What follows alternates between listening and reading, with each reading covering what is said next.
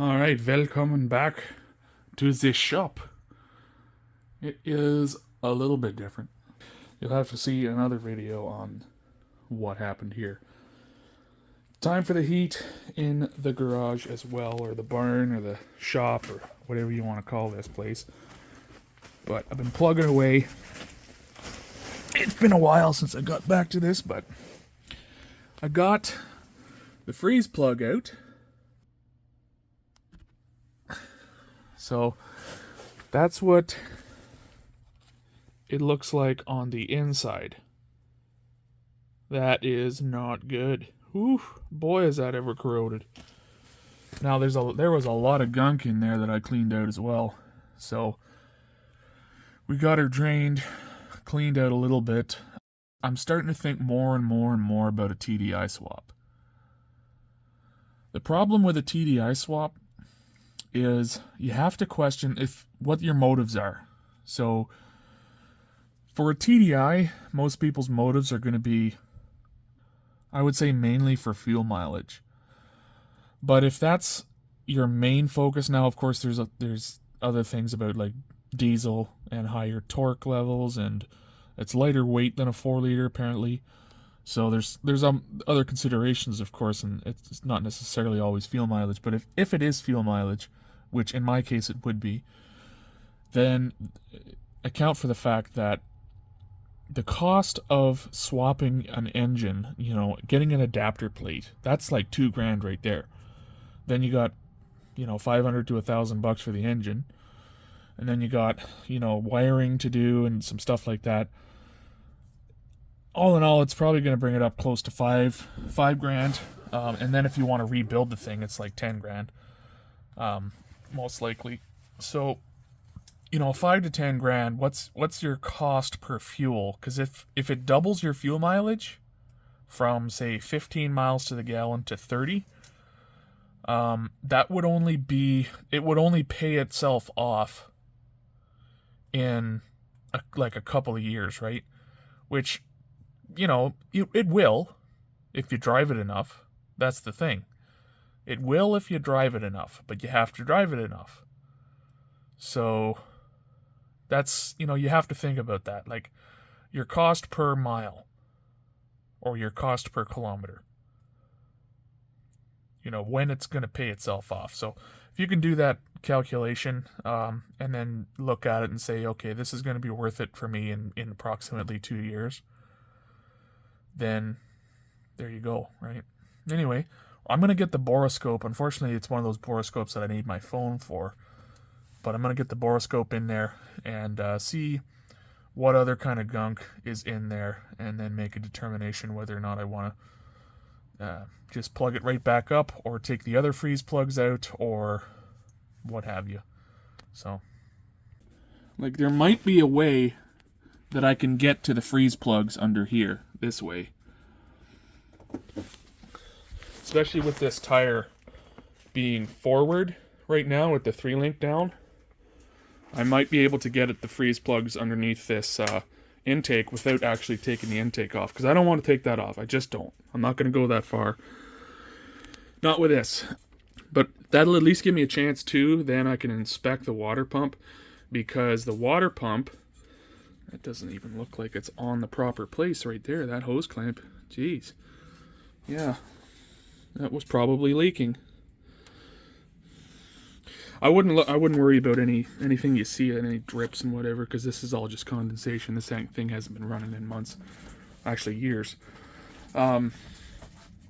Yeah, because there's so much rust in the back of the head. I'm sure a couple particles have come back up through to the water pump.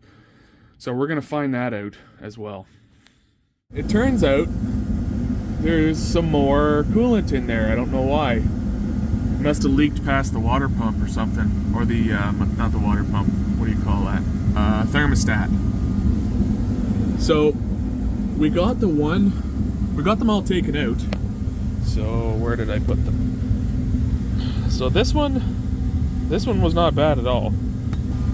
So this one was definitely on the way. I used the chisel on the,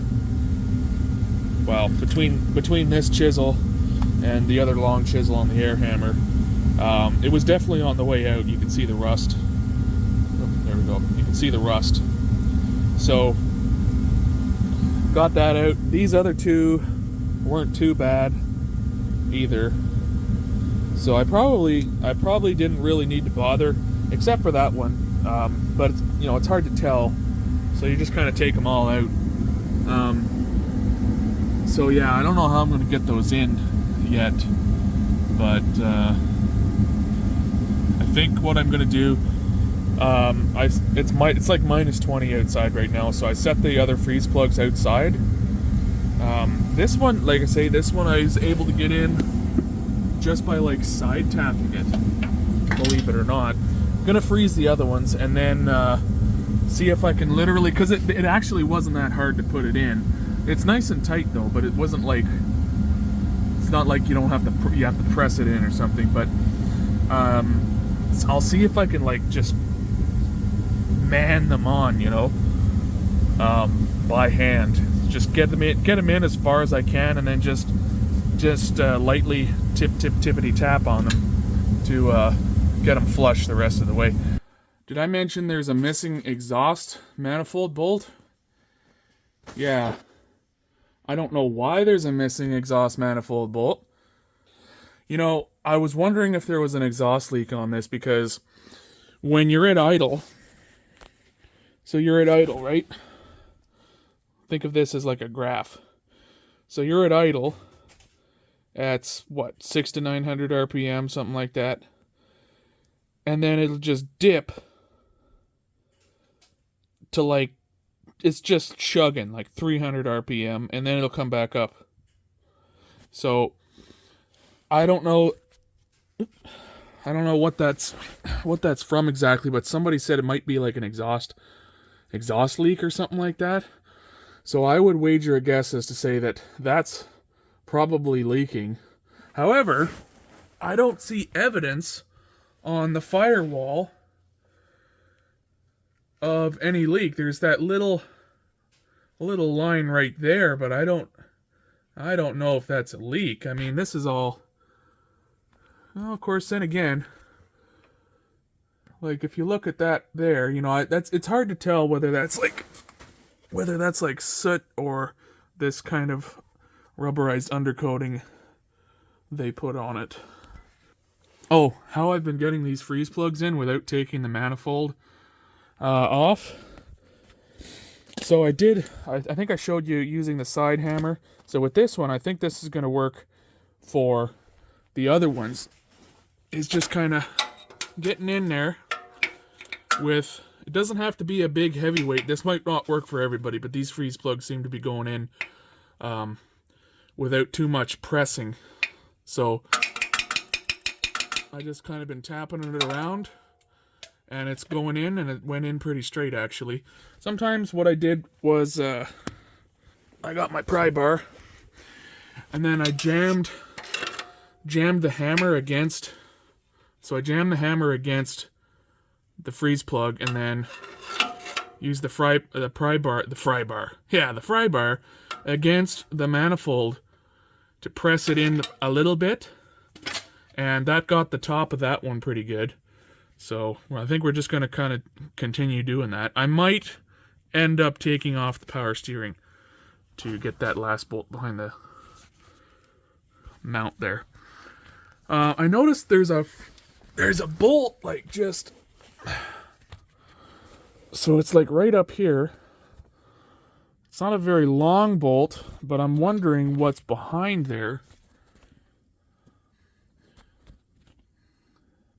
Yeah, that appears to be a dead hole to me. So I'm gonna see. I've got a plug, because I don't really like just the look of a straggler bolt hanging out. Looks like a factory bolt. So yeah. Oh no. Yeah, these are a different thread for sure. Never mind. I guess I got to put that bolt back in. I'm running out of diesel. That's probably from another engine mount. I don't know. Okay, I've determined now this is definitely a replacement engine, because this looks like a manufacturer date. So 2/6/90. So that's what? I guess in American that's the 6th of February, 1990. Also, we have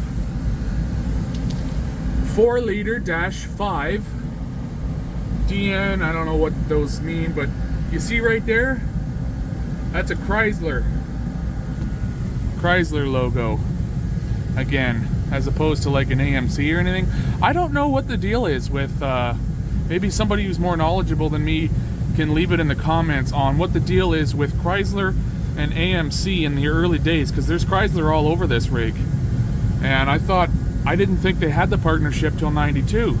But maybe they were like both owned by Daimler kind of thing, and then, because isn't that the Daimler logo or something? I don't know what's going on or how it works.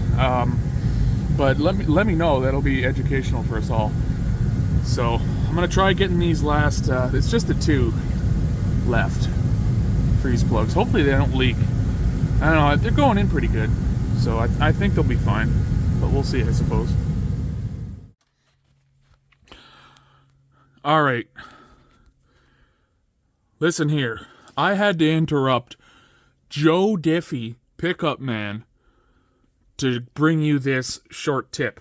So what I've done here, but you see I've got my pry bar up against the manifold with a socket adapter taped to it, and I'm literally pressing it in.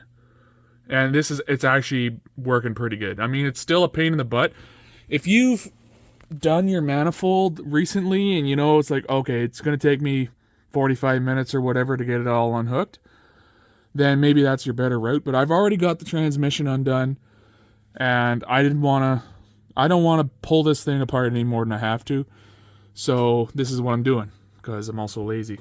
But you know what? It seems to be working. So yeah, got 3 in, and on to the last one.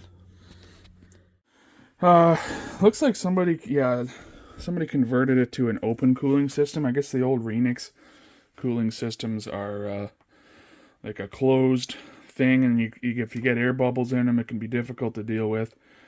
So, but I've also heard people who converted the cooling systems having issues later on with the old systems. I don't know, but whoever did this, they didn't care about cleanliness, that's for sure. I don't know why they didn't just take these tubes and put them directly. I don't know. Maybe even get like a proper bottle, because this bottle won't feed back into the system when it cools down.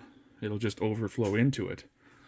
Now, if I'm not too concerned, I mean, this is the rugged north we're talking about here. Like, I've got to run that big, huge diesel heater just to keep it livable in here right now while I'm working. But in any case, yeah, so I'm taking this off.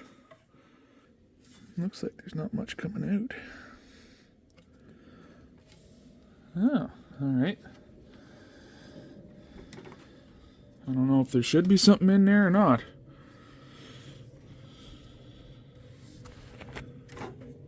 Yeah, and this friggin' clip wasn't even on. Boy, is there ever a lot of schmoo. Looks like a newer thermostat.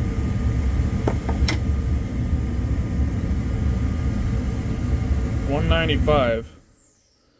$149, $195.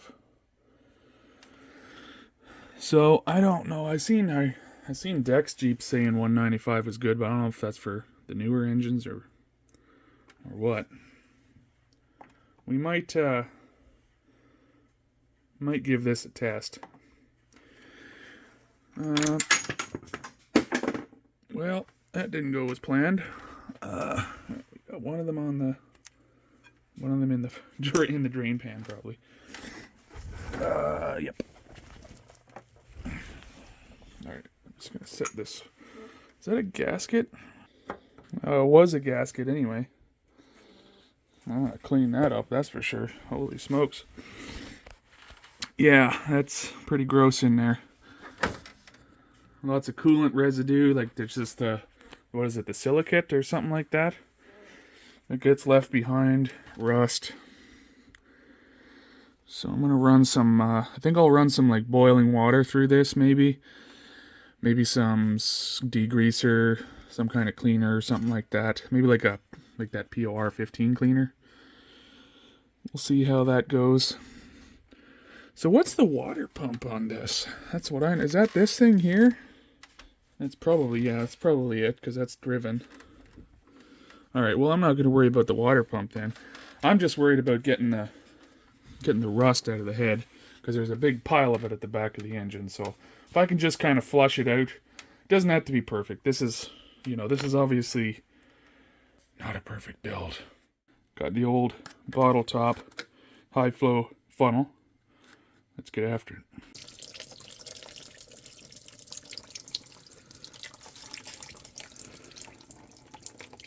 I'm sure a lot of that gunk in there was already there. Well, whatever that didn't flush out, we're gonna run this whole thing through it. So, yeah, I was gonna put a new bolt in here, but looks like kinda, it's hard to tell, but looks like maybe there's a bolt broke off in there already, so that sucks. Yeah, definitely replaced manifold, and almost certainly replaced engine. So that's great. Just wanted to get that on before I put the transmission back on, but guess not. And I'm not gonna try and weld something, because then I'd have to take the whole thing off, and then, no, that's not gonna happen. I know I said that about the freeze plugs, but that's really not gonna happen, because I'm not taking the manifold off at this stage. So if it has a little bit of a rough idle because of that or something like that, I don't care. It is what it is, as long as it runs good. Alright, so since this was a paper gasket, I got this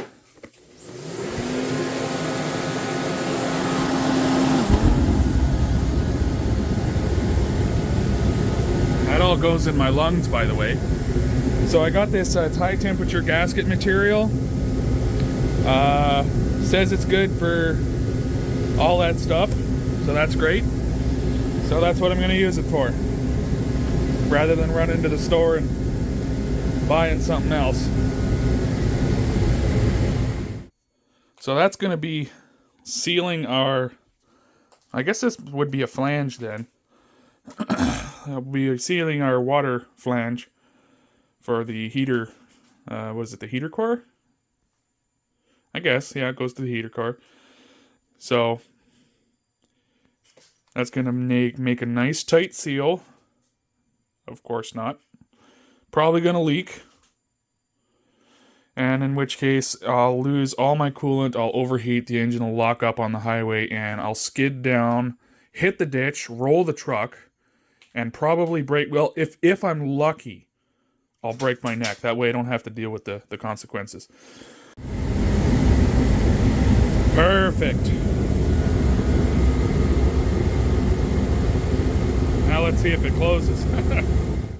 Alrighty, we got the freeze plugs in. The best course of action would probably be using brass ones, and of course doing them all, and flushing the head. So I just wanted to point out, these ones, all the coolant passages are 2-inch. As well, the oil gallery plug thing here is 2 9/64. So just make a good old noggin note of that. Also, I noticed after watching some Jeep Renix videos that apparently, because of the closed cooling system in a lot of the older Renix systems, right? These bottles can explode. So, although I don't really see much evidence here of that, perhaps something else exploded, but I think that's probably just wear from the fan. I'm thinking all this crud here is some kind of rust because of the amount of rusty coolant in the head. I'm thinking this is all coolant that leaked down here and caused everything to be this lovely tea color.